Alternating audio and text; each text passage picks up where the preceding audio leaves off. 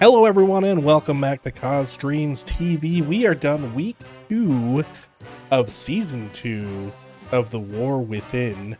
And today I seriously want to talk about what the Fortified was happening last week, because I was getting destroyed on 10 keys that we ran 11s on in week 1. It really felt like something was not tuned correctly on the first few days of the start of week 2. We're going to talk about that, and we're also going to pick up the vault for our Death Knight, the vault for our Demon Hunter, and then just go over some of our gear upgrades and IO. So let's not waste any time, let's jump right into it. Let's first talk about what the hell was going on with Fortified. In week 1, I did an 11 Cedar Brew meadery, and we were able to get through that first pull in the dungeon with everyone alive. We popped Lust, I popped Defensives, and it was absolutely fine. I managed to live. However, this week we ran a 10 Cinder Brew meadery. That was the first key I ran. We got into that pack and I did not last very long before I just fell over. And then not only that, after having like almost 30 deaths to the first few packs, I decided to just kind of pull the mobs slowly, like 3 at a time or a pack at a time. And I would get melee'd for 15 million in 0.1 seconds. And this is just from a 3 pack. So I don't know what was going on. A lot of the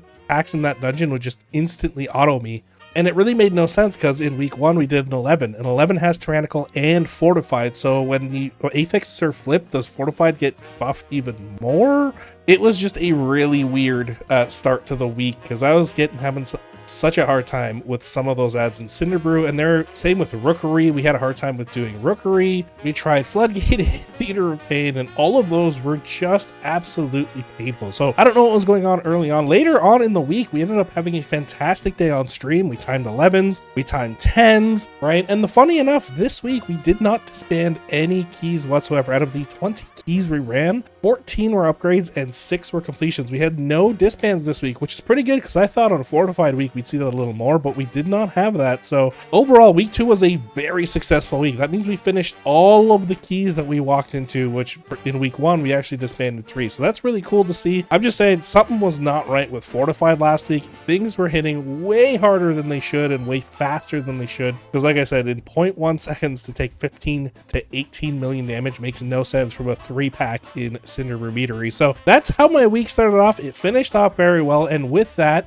we ended week 1 at 642 item level, and we are ending week 2 at 653.5 item level. So we did get quite a bit of upgrades this week. First of all, we got Feet from Priory, which was an upgrade from our 626 Feet. We also got very lucky and ran a few Priories and got the Tome of Life's Devotion. This is our best in slot trinket. We got that with Avoidance, so I'm super excited about that one.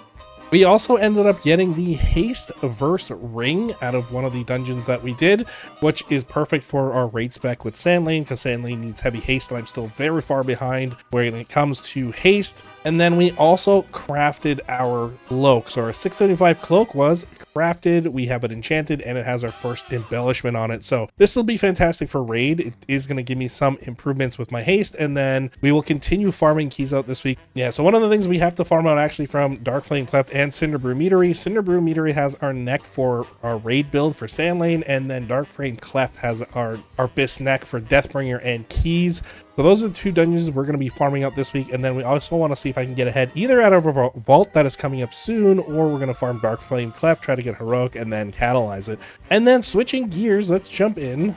All right, let's switch gears and jump in and start talking about our Mythic Plus IO rating. We ended week 1 at 2122 IO, and we go into week 3 at 2460 IO. That's a total gain of 338 points. Really good upgrade this week. Like I said, Sunday was a fantastic stream day. We did a ton of keys, and they were mainly successful 10s, 11s, 9s. Get that IO up. Some of the key highlights from that, we did a few Dark Flame prep Clefts. The first Dark Flame we did was for 31 points. It was a 9. The next one we did was a 3-chested 9 for 8 points. And then the last Dark Flame Cleft we did was an 11 for 33 more points. So Dark Flame definitely was a big contributor for some of our IO. On top of that, we finally timed an 8 Theater of Pain for 24 points. We did a 7 Priory for 46 points and a 9 Priory for 28 points. And then our last collection of points came from a 9 Cinder Brew meadery for 30 39 points. So it was a really good week when it came to keys. Definitely got some numbers way up there, and really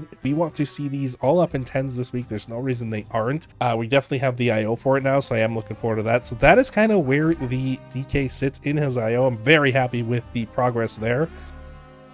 And with that, why don't we just jump into the game? Let's take a look at our vault. We will have the 3 heroic vault slots for raid, and then 3 mythic vault slots for mythic keys. We made sure to get 8 of our 10s done, so I'm looking forward to that. We are opening it in on holy spec. Let's hope for something good, either tier or weapon trinket we need. A neck would be really cool. So let's jump in and take a look at what we get out of our vault. And already see what item I'm excited for, but let's start off with the boots. Haste Mastery boots definitely would be better for sand lane.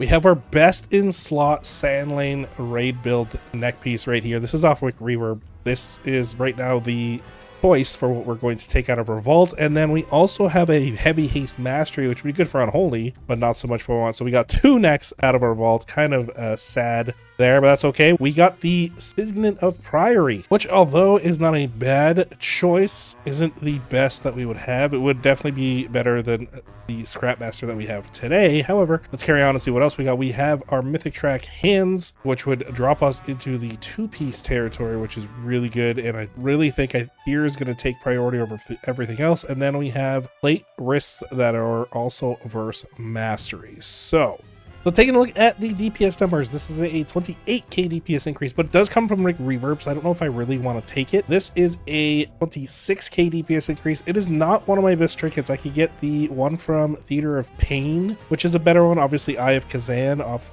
Chrome King Gallywix, and then there's also the trinket from Muggsy. So I don't know if I'm going to take this. We have better opportunities and better trinkets out there, and it's still early in the season. This would be the most ideal thing, as it would give me my 2 set and also another mythic track piece that we can upgrade, which will be helpful down the road. It does drop off the 2nd boss, so I figure we'll see a lot of these anyway. All right, so I have been humming and hawing about this. It's been like 20 minutes of me sitting here trying to figure out what to take. I'm just going to make a decision, and I'm going to take something. Although this is nice, the hands drop off the 2nd boss, so we should be able to farm that out again. And really, by the end of the season, like, we'll have so many catalyst charges, I'll get a mythic piece somewhere to be able to catalyze it. So I'm not worried about that. Although this is a significant increase in damage, it's not one of my better trinkets, so for now I'm going to walk away from that. And because like 90% of the raid team needs this neck piece, what I'm going to do is I'm just going to take this neck piece to get myself off of that loot table, and we're gonna get our gems and everything figured out. This is the highest DPS increase. It's 28k, 26k for this trinket, and 17k if I upgrade the hands all the way to max. So and because the 2 sets really just defensive, whatever, we're gonna take the neck. It is the highest increase we can get. We're gonna get all our sockets and see how this increases our eye level. So that brings us up to 655.31. That is a 2 item level increase almost on the DK. Oh my, now after that vault is done, what is the plan for the Death Knight this week? I would love to see 10s across the board in all dungeons. I'm going to farm out the Dark Flame Cleft neck piece and potentially a headpiece that I can catalyze. Maybe we'll get lucky with tier this week. The raid team will be going in to do all of heroic ones again. We should have AOTC. We already have our first 2 mythic bosses down, and then from there I'm sure we're going to push even further into mythic. So that is the plan for a week 3 on the Death Knight. He's definitely a lot of fun to play. Mythic Plus does not feel as bad on him. Like I said, early week 2 was really weird with Fortified. It really did feel like tuning was way all over the place, but overall, once we kind of got later in the week and started kind of just getting into a groove, keys felt really good. So I'm going to continue that into week 3 with the Death Knight. And from here, let's jump in and actually take a look at our Demon Hunter's vault. Actually, before we even do that, I want to show you guys something really cool. I went and for those of you who don't know, the Treacherous Transmitter actually has 4 animations. The 4th one is a toy. All right, it spawns an ad that you have to kill a Void Reaper, and the Void Reaper drops a toy. It has a 100% chance to drop it. I spent about 2 hours this week with someone sitting at the proving grounds trying to get the ad to spawn, and we finally were successful. And this is what the toy looks like and the animation that it does. I think think it's really, really cool. I really like how this looks, how it moves, how it stands. The coolest thing about this is that it has the trails. As you're walking, you can see the trail of the ethereal. Yeah, really unique toy, really annoying to get, but here it is in its glory. We did finally get it, and it is now safe for me to delete the Treacherous Transmitter Trinket, which has been sitting in my D Hunter's bags forever. He still has to replace it, so I'll probably keep using it, but this is the toy you get from the Treacherous Transmitter Trinket. All right, that's enough of that. Let's jump in and open our vault. We're going to open it in Havoc, and let's see if we can maybe get a trinket on this guy. I think he only ran 1-7, so not a great vault, but a vault. Nonetheless, hey, we got tier out of it. That's a huge upgrade. 658 headpiece. Let's take that and see where that puts us in our item level. And the DH is up to 626.88 with their first piece of tier. Not a bad vault at all. So the last thing we are going to talk about, there are no new mounts this week, so I didn't actually buy the ones for the trading post yet. Maybe we'll do it next week. As long as I don't forget before the end of the month, we'll add those into one of this week's videos. But taking a look at our gold farming. So if you guys remember, a few weeks ago I had a BOE helm from Raid. It was a heroic helm. For some reason I guess there was a bug and Blizzard knew about it. It converted into a soulbound item, which was kind of unfortunate because I had it on a level 10 auctioneer. So it really felt bad that I had this 655 iLvL heroic helm that I couldn't even move to a character that I could actually use it on, and now it's stuck there. Well, Blizzard reverted that. It was back to BOE, and I was able to sell it. So this week, it was a quiet week when it came to gold up until that point. So our gold, total intake on gold this week was 1,253,869 gold. That means in the last 2 weeks, we have accumulated 2.4 million gold for transmog sales. So it has been a great start to the season when it comes to gold farming. I'm very happy with that. We bought a couple more tokens since the price actually has gone down from about 300k to about 230k. So definitely worth buying a few of those just to kind of get the World of Warcraft game time on that second account up, so not to have to worry about it. And that is the update for our gold. And so that is it for our week 2 recap. A couple things I did mention. The guild was successful in downing Vexy and Cauldron of Carnage. Vexy was a one-shot. It was an actually very easy first boss, which was kind of refreshing to see. Give some guilds an opportunity. Ulgrax wasn't the easiest, but yeah, Vexy definitely felt like a very simple boss. And then Cauldron of Carnage, I was not in on that boss, but it did probably take us a good hour and a half to get that boss down. So it was a few pulls to get it down. But the video is up for Vexy. I'll get the video up for Cauldron of Carnage when I get in for the kill. We successfully got a ton of IO on the Death Knight, and we'll continue that into week 3. And really, that is it. Week 3 is going to be more of the same. We're going to be pushing out our IO. We're going to maybe work on some ults, and I'm hoping that we get AOTC and get some more mythic bosses down. So I hope you guys are enjoying the start of season 2. We're already into our 3rd week, which is exciting. But I'll catch you guys on the next one, or in Kazalgar. Thank you for checking out the video. Like and subscribe so this video can reach more people. And as always, thank you once again. Peace out, everybody.